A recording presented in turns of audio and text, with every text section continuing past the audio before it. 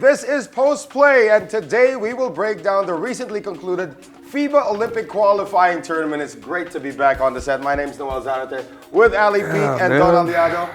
And guys, I missed you for a week. Yeah, I was grounded on at courtside, having pictures with Steve Nash and Nicholas Batum. I know I saw some of the pictures. Not bad. Yeah. Not bad. That was awesome. Yeah, I had the best seat in the house. Did you get Nash, right? Did you get? I got Steve Nash's picture on the Saturday. On the Sunday. I on saw the that. Final day. Yeah. Then I had one with Nicholas Batum. I had one with Boris Dio. I just wasn't able to post it, but because it was kind of blurred. He's huge, right? He is huge. It was just an amazing experience, being the Coliseum announcer, the public address announcer for the whole thing. You actually get to talk to everybody, get to ask them how you pronounce your name. Yeah. Like Nando De Colo, we always call him Nando De Colo. It's actually Nando De Colo. Nando De Colo, you gotta say Nando it. Ducolo. Ducolo. Something like that. Yeah. How about Vincent Collet? Vincent Collet. Yun. Vincent Collet. Hey, but you know what? That was a great experience. Vincent. Yeah. But you know what, Steve Nash, we can never get past Santa Clara. We can never get to the NCAA tournament because of him. I don't know about Steve Nash because I can't take him too seriously because he can't look me straight in the eye. He's always like got this vision, looking here and looking there.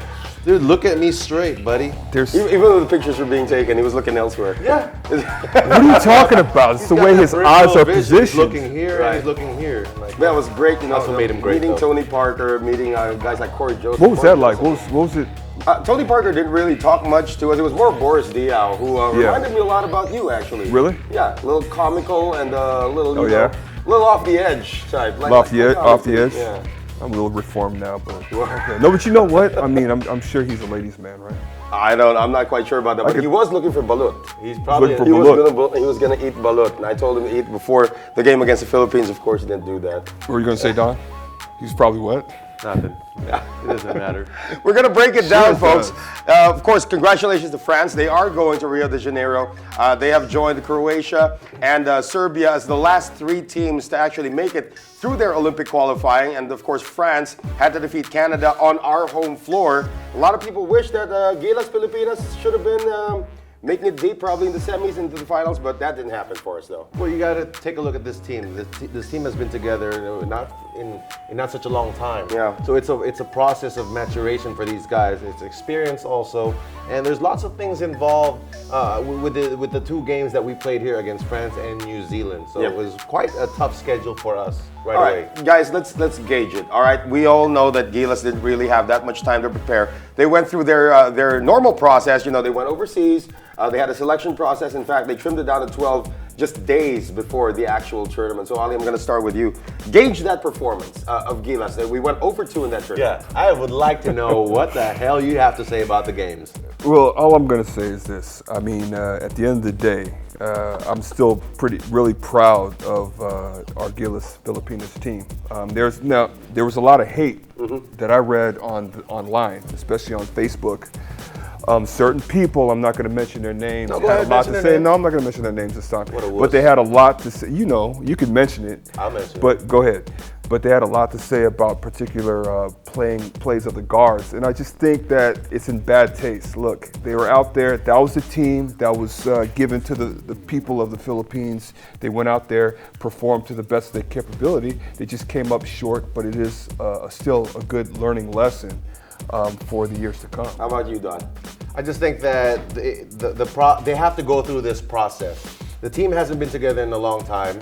They need to gel more. The chemistry wasn't really there as much as we hoped it would be. Our crowd hosting it here was a huge advantage for us. But again, you guys we're playing against the powerhouse of other nations. The best of France was here, and we were leading them in the first 10 by 10 points in the first quarter already. So I mean, there was flashes of brilliance playing against France, and things that we can start building throughout the years, building momentum for the next. All right, let's talk about that game against France. Now, we all caught that one.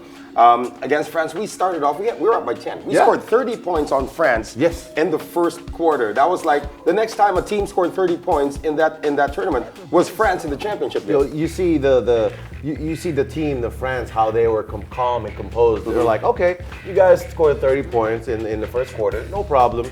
you can see they're not panicking. Right. It's Tony Parker, Boris Diaw, so Nando intelligent.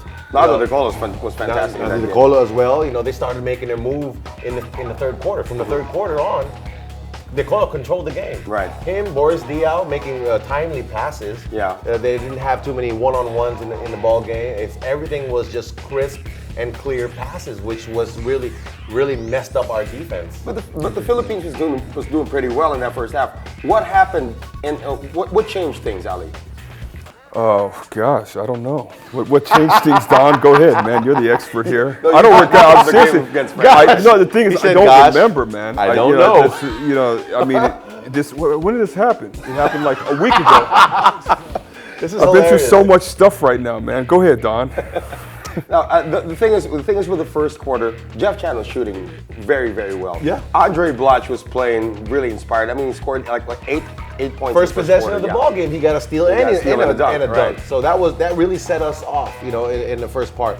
But again, like I said, France, they measured us. They saw what we can do, and then in the second half, they made their adjustments, and they never looked back after that. And to think that Nicholas Batum was actually in uniform, was there. Not in uniform, he was there, but he wasn't cleared to play yet. And we found out later on why Batum didn't play, even against New Zealand in the succeeding game, is that he just signed his contract, and his contract hadn't gone through to the front office yet. That's right. So he only was able to play in the semifinals against Turkey.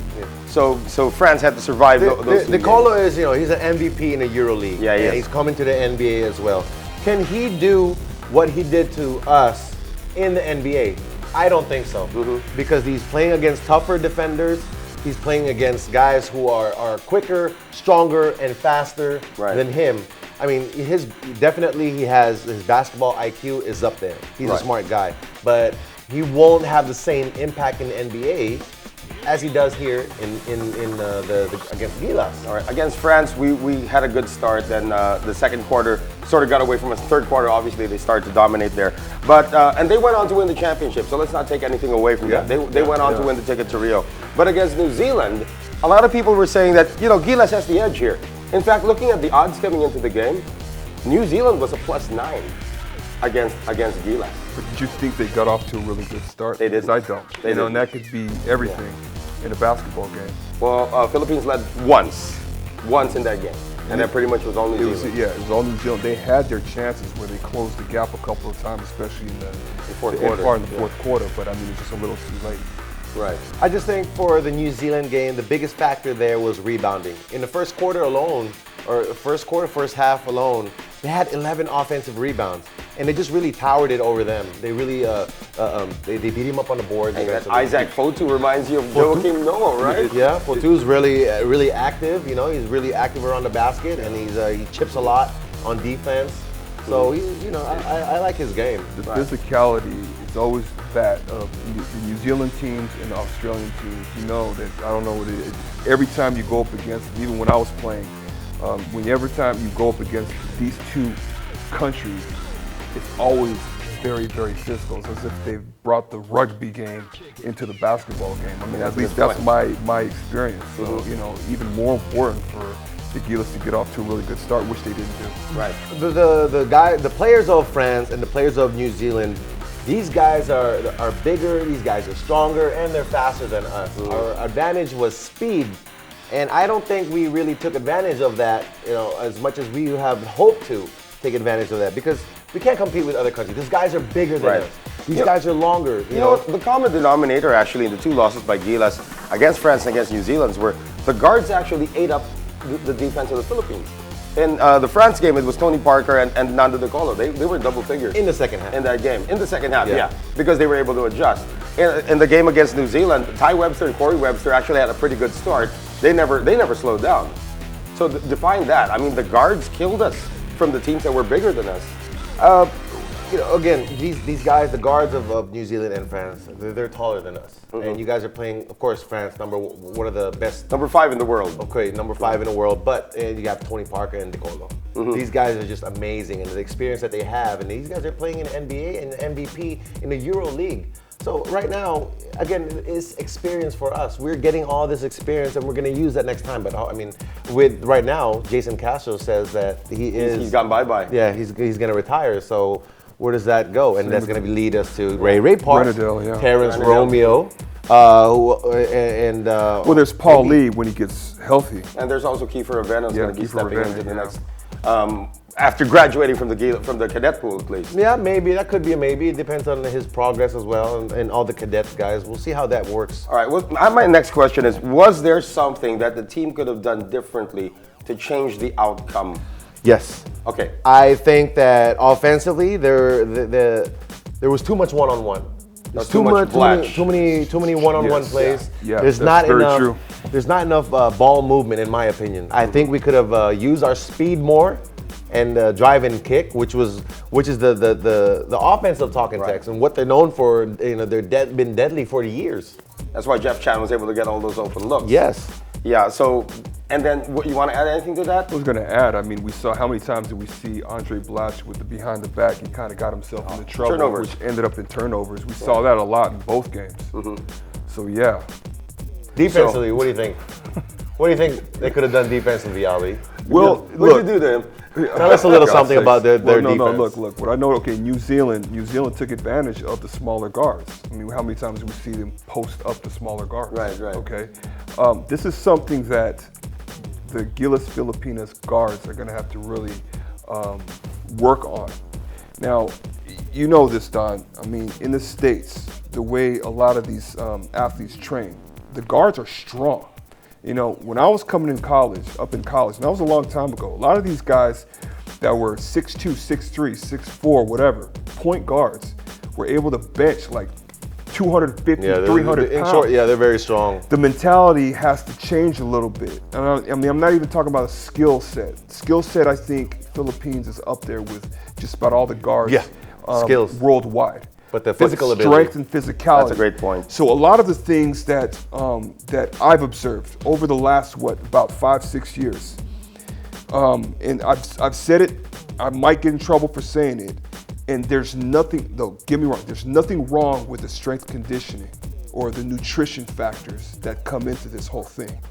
But if you're gonna go out and you're gonna get world-class coaching, you have to do the same thing with the little things. The little things meaning strength. You're talking about strength conditioning, but we got to take it up a notch, okay? World class. If you're going to go world class with the coaches, then you got to go world class with the strength These conditioning. guys play year round. Don't forget. I mean, these guys took a month okay. off for Gilas only. Well, okay, even more so.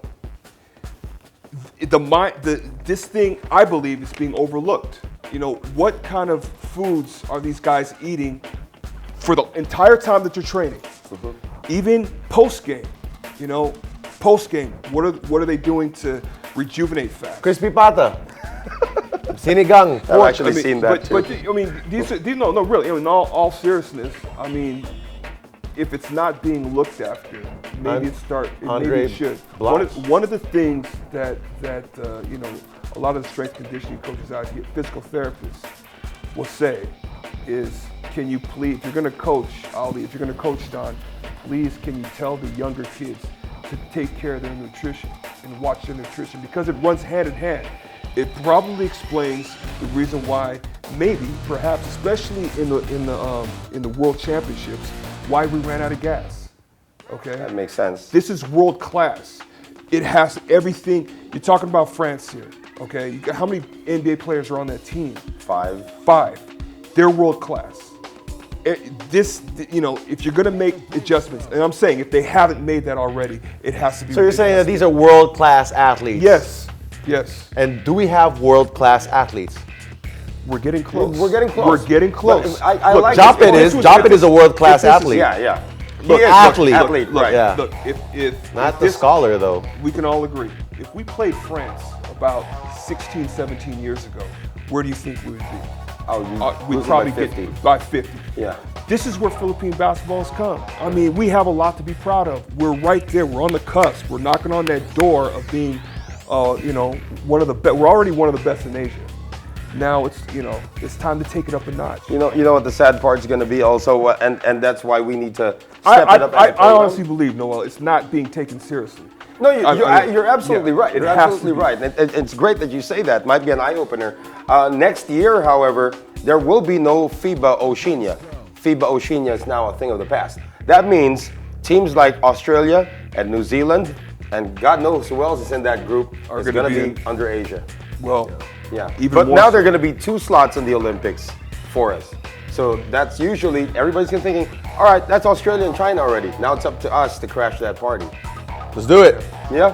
All right. Now going back to the lineup, you guys were with Chuck, and I think Chuck did a tremendous job when you guys went live. I watched that, and now Calvin was not on the team. LA was not on the team. Would they have made a difference? Go ahead. Calvin, we're going to receive a lot of comments on this, backlash and whatever, but my 2 cents here with Calvin and LA, of course, if you put them in, anything can happen, because if you give them time, they're going to produce in some form of way. Maybe. But then again, maybe not, because some of these guys going into the practice games with Gilas, they performed well. But when the tournament came, asan sila? Yeah. Di ba? So yung kulang yung production nila dun sa tournament natin. So you think, I'm thinking, and this is me personally, I would have loved to see LA in the 4th period against New Zealand. Yes, but Because that was a close game, and LA would have done the right thing. Jason was tired, Terrence was tired. I was thinking the we same can thing. we can say the whole time that if Calvin and LA was there, they can make a huge difference.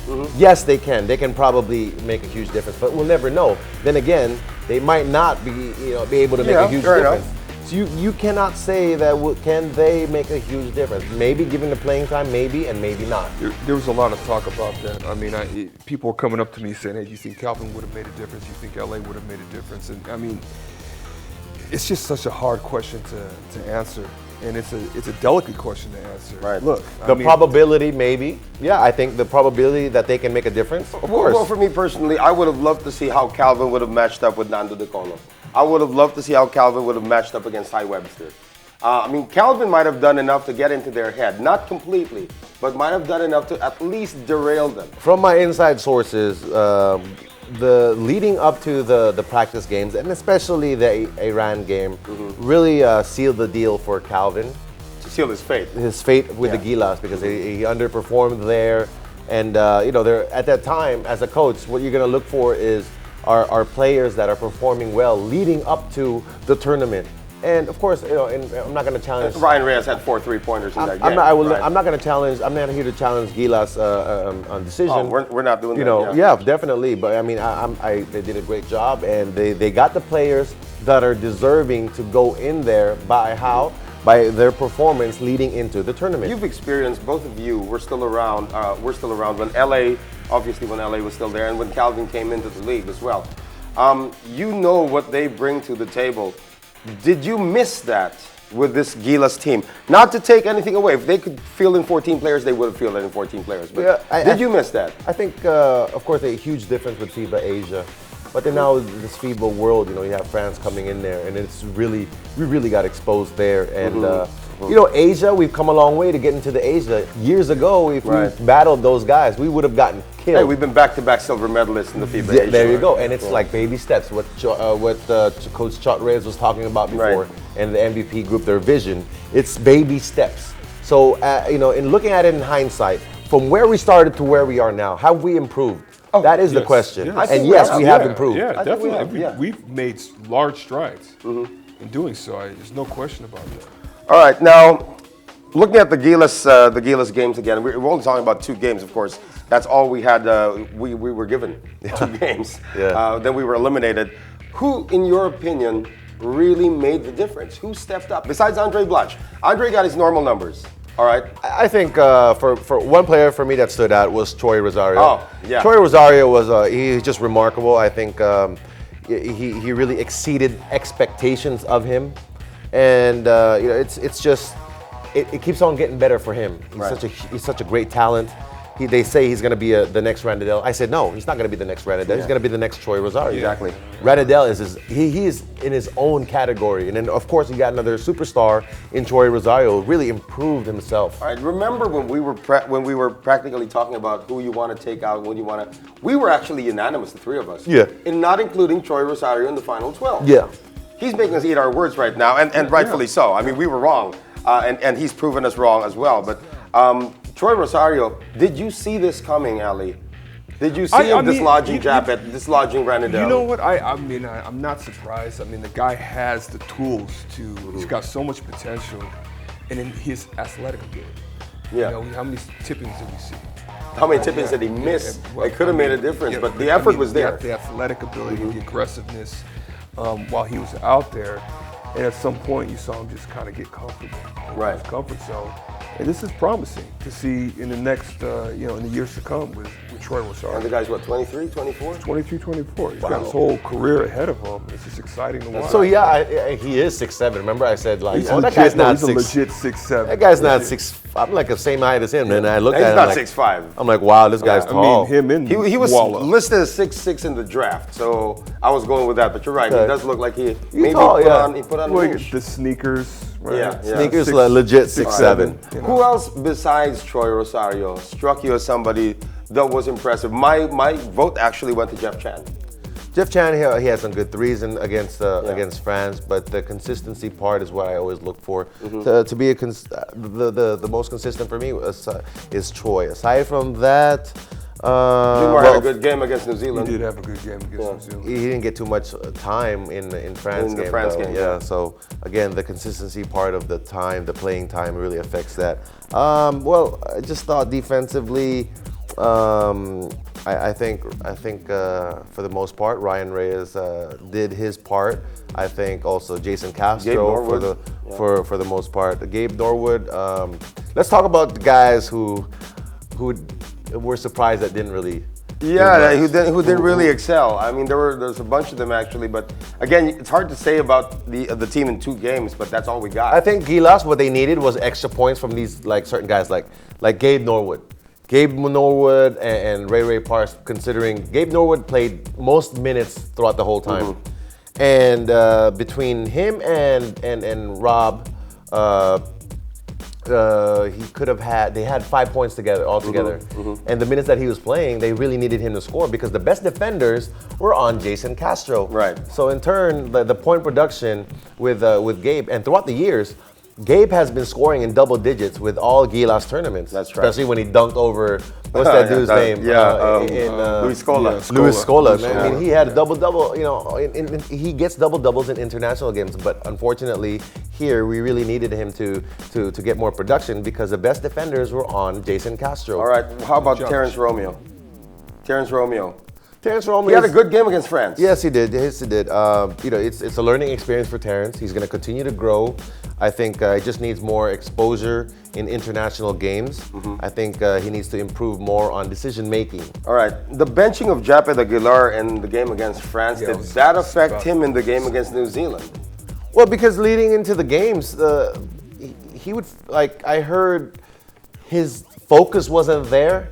Wow, really? I heard his focus was, and this is like somebody close to Gilas, a very good friend of mine, and we were talking, and he just wasn't performing well enough to get into the games, and Coach Tab Baldwin decided not to use him. Wow, so his performance before the tournament really hurt him a lot.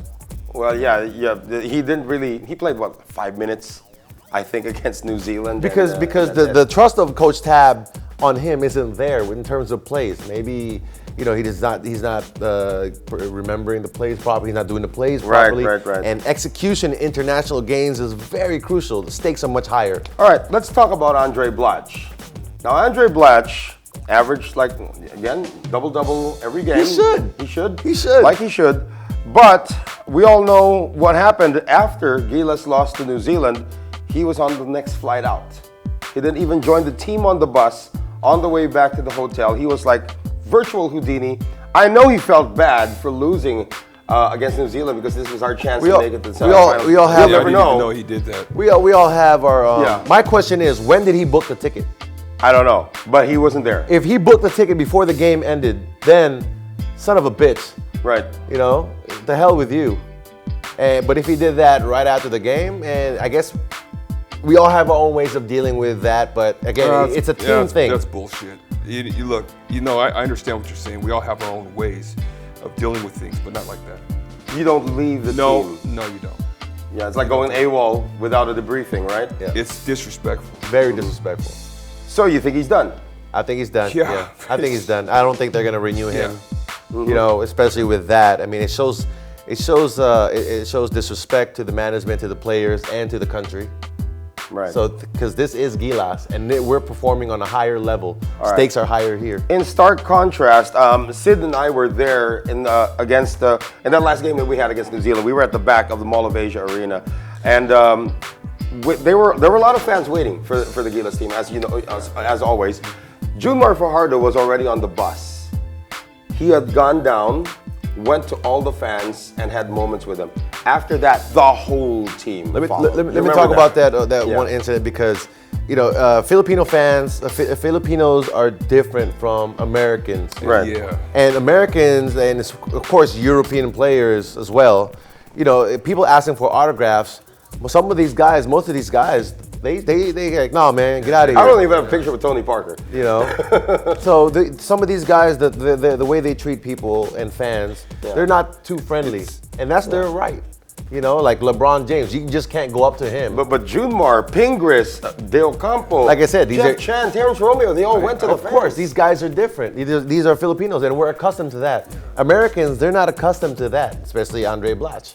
So, I mean, then... But he wasn't even on the bus. Well, then he snuck out, you know? He snuck out. Was he going through some? I mean, what's going on? I mean, Well, I know, but what's you know, the news about that? I Did don't. he have a I family still don't member know. or something? I mean, because you know, just to be fair, but I mean, I'm not in the still. shoes, but, you know, it is a team function. It's a team event, and you're playing for the country, so therefore there are rules. I know he's a grown-ass man. That's probably what he's gonna say. I'm a grown-ass man. I can do what I want. Yes, you can, but you guys are under contract, and you guys are playing for the country, and therefore you should act accordingly and join the team bus. This is a team. You have to have some sort of accountability.